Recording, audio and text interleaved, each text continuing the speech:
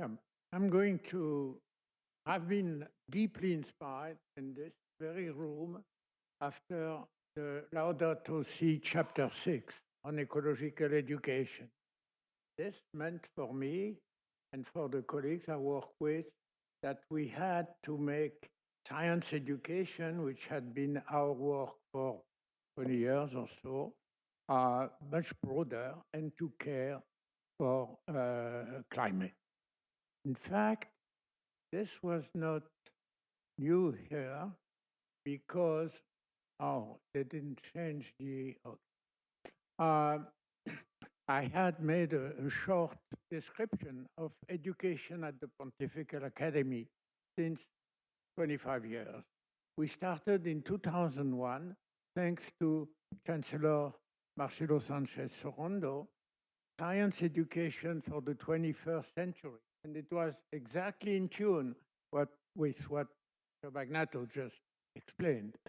And then progressively, we moved the concern. We had at least 4 meetings, which you find on the web, uh, to sustainable development and finally to climate issue.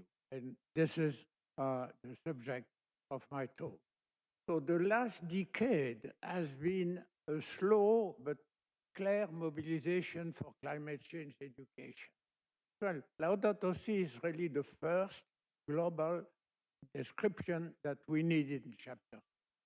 Then the next step, a few months later, was Paris Agreement with Article 12, which makes mandatory for undersignees of the treaty that they have to implement uh, climate education.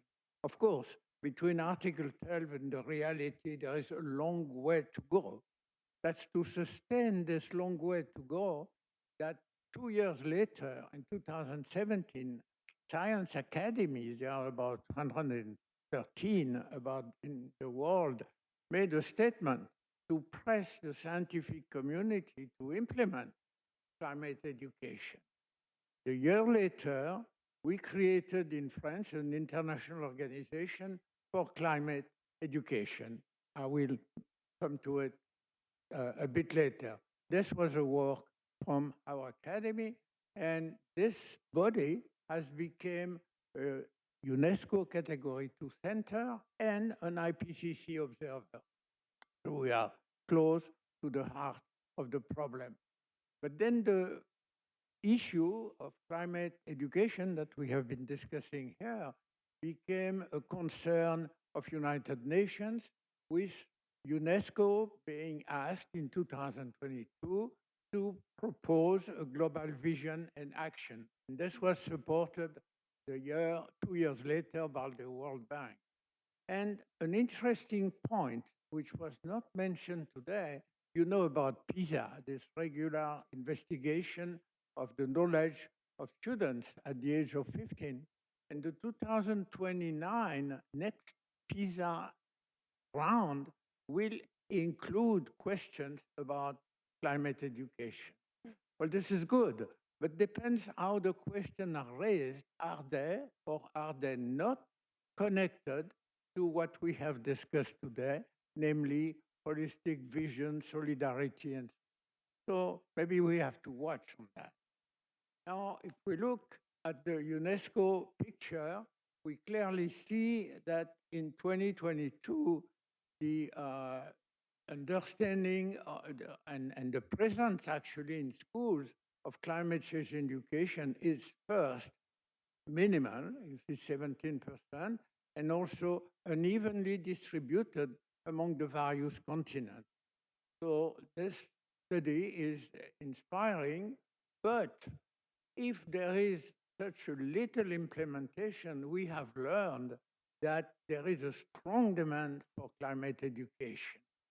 Despite the fact, and we have evoked this point a few minutes ago, that climate change is not present in most of the curricula, today almost all teachers believe that this education is important.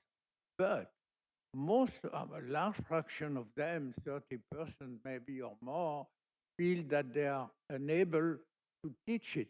So the 2/3 of the teacher feel they are unable to teach this. And of course, this points the finger to the need to help teachers and to find ways to help them in the spirit that we have been discussing.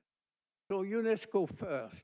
In 2 years ago, they started the Green Partnership. And this partnership, we are associated now with our Office for Climate Education to design it, especially to greening teachers training and education in all the world, which needs a series of very well-designed tools, of course, greening communities, greening schools. This has been evoked about playgrounds and other things. And the most difficult task of all, greening curricula. Of course, greening curricula, for one thing, means breaking the barriers between disciplines to make the science or the social science question across discipline a global and holistic issue. So our very modest Office for Climate Education have brought some material which I left on the table here. You can take them away. That will make my bag lighter. So don't hesitate to take them. What we have a large team of 20 people. We have a head office in Paris. We work with very large networks over 30 countries, and this is increasing every month or so, a large number of partners. And this has been an offspring of our specialized action on science education, La Main à la Pâte, which has been active since 30 years now. So, and I mentioned the two important relations we have with PCC on one hand, especially trying that every report, like the assessment, every 5 or 6 years of IPCC, are digested to make tools for teachers to understand the substance of the report. There is one copy of one of those here. The consequence of students of this lack of climate education, again, UNESCO numbers, that most of the students cannot explain. So curiosity has to be simulated, of course, but understanding, as was said, is then crucial to go beyond curiosity and eco-anxiety. And Carol said enough about eco-anxiety, but we know that from studies that this is present everywhere in the world. And I learned a few minutes ago that it's also present in countries like Kenya from the last meeting of the Academies there. So we have simple guiding principles. Of course, they are in line with what I said before, cooperation, science, interdisciplinarity, which is, of course, obvious, but not so easy to transfer to teachers, especially in secondary schools where science is taught in silos. The central motto of this action is critical minds and hopeful hearts. The two sentences we had from Vera Manhattan when we created this, enable hands, because agency needs, of course, to act. So many resources are produced. They are multilingual. They are all free. They are available everywhere in the world. And we have cooperation, especially with developing countries. The circles show our areas of cooperation. We had a long, very developed program in Latin America, and you will hear from Mexico with Claudia Robles in a moment. We have now a program in Africa. We hope to be in Dakar with the next symposium of the two academies.